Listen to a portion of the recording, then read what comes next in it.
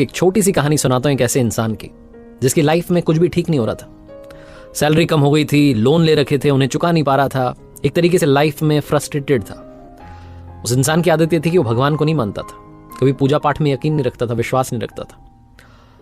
बहुत हालत जब उसकी खस्ता होने लगी, दोस्तों से उसने सलाह लेना शुरू किया कि क्या करूं। तो एक दोस्त ने कहा कि भाई बुरा मत मानना, तुम भगवान को नहीं मानते हो, लेकिन मेरी सलाह मानो और भगवान श्री कृष्ण की पूजा करना शुरू कर दो। तुम्हारी जिंदगी में चेंजेस आना शुरू होंगे, पॉजिटिविटी आएगी, सकारात्मकता आएगी। उस व्यक्ति ने तब तो उस बात को आनाकानी करके टाल दिया कि चलो हटाओ, मैं अपने हिसाब से देखूंगा। उसे लगता था कि इंसान का कर्म ही इंसान को बनाता है, भगवान कुछ नहीं करते वो। लेकिन जब वो घर आया और घर आकर के विचार करने लगा, सोचने लगा अपनी लाइफ के बारे में, उसे लगा कि सब कुछ बुरा ही हो रहा है और पूजा करने में कौन सा घाटा है, करनी चाहिए। तो यही डिसाइड करके अगले दिन बाजार गया और भगवान श्री कृष्ण की एक मूर्ति, सुंदर सी मूर्ति खरीद के ले आया। घर में लाकर के विधिवत तरीके से उसने स्थापना की, पूजा पाठ करना शुरू किया। महीना बीत गया, 2 महीने, 3 महीने, 6 महीने, साल बीत गया। बहुत मन से वो प्रार्थना कर रहा था लेकिन बात नहीं बन पा रही थी। पूजा करता था, बात नहीं बनती थी, गुस्सा भी आता था उसे। फिर अगले दिन पूजा करता तो थोड़ा क्रोध में करता कि ये क्या हो रहा है, मान ही नहीं रहे हो मेरी बात।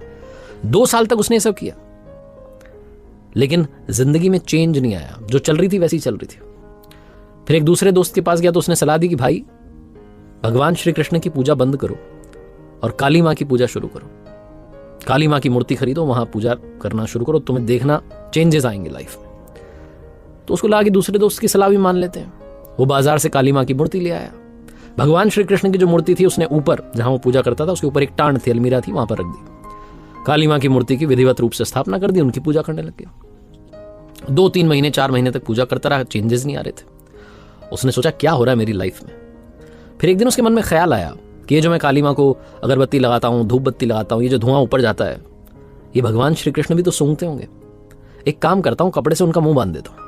तो उसने बच्चे को आवाज दी, कपड़ा मंगवाया, सीढ़ी मंगवाई, ऊपर चढ़ा और जैसे ही भगवान श्री कृष्ण की मूर्ति का मुंह बांधने वाला था, भगवान ने उसका हाथ पकड़ लिया।